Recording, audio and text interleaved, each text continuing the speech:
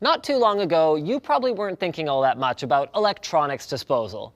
But nowadays, there's a veritable glut of inexpensive, portable electronics available around the globe. In fact, they're so common that some countries are starting to treat internet access as a human right.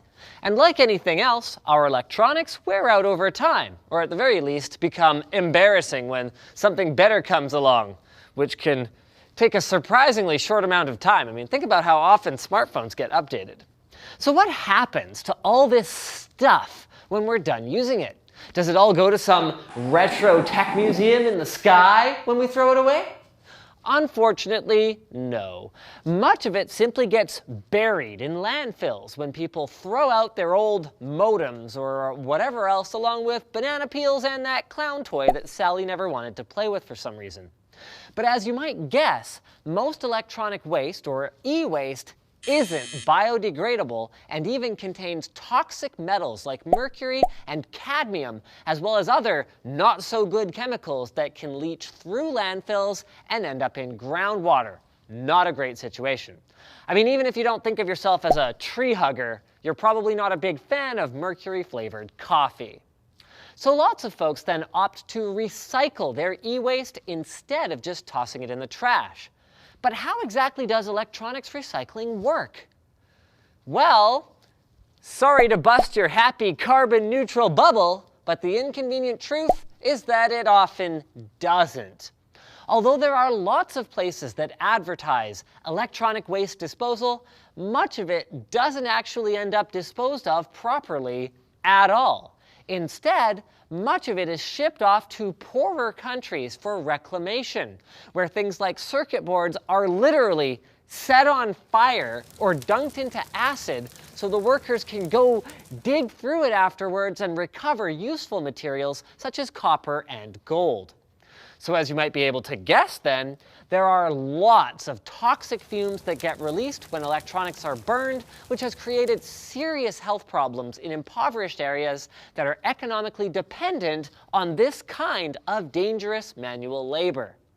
Nevertheless, it continues to happen because shipping e-waste to a less fortunate part of the globe is cheaper than processing it at home. Of course, this isn't meant to be a socio-political lecture, so let's talk then about how reputable electronics recycling and disposable services deal with your unwanted ghosts from Black Friday's past. Some places, like Free Geek Vancouver, rely on manual volunteer labor to separate plastics and metals and the different kinds of plastics and the different kinds of metals so they can be reused and/or recycled. But there are higher tech facilities that actually automate this process by using automatic shredders that, well, shred your old processors, motherboards, and electric toothbrushes without releasing the same kinds of harsh chemicals into the air that burning does. After shredding, the bits of e-waste are sorted, sometimes using optical sensing for increased accuracy, according to the types of materials, which are then sold to other companies that use these reclaimed metals and plastics in other products, everything from car batteries to furniture.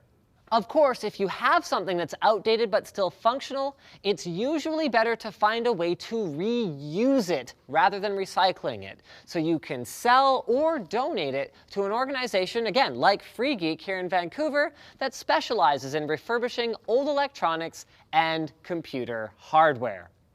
With that said, sometimes it's just broken, so if you do have to recycle it, make sure you're taking it to a reputable recycler and not a place that'll just ship it offshore. Or you could just sell it to the script kiddie down the street in exchange for your very own botnet. Yes.